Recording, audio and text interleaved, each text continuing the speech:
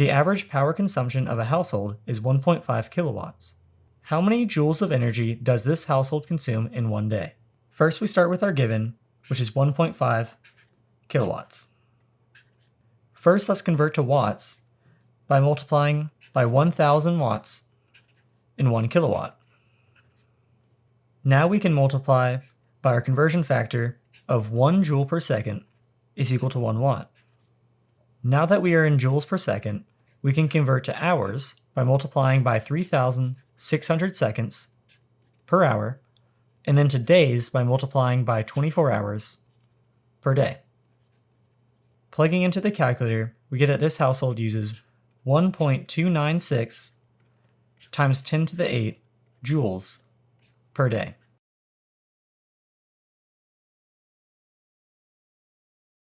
If you found this video helpful, don't forget to leave a like, subscribe, and let me know in the comments what topics you'd like to see next. Thanks for watching.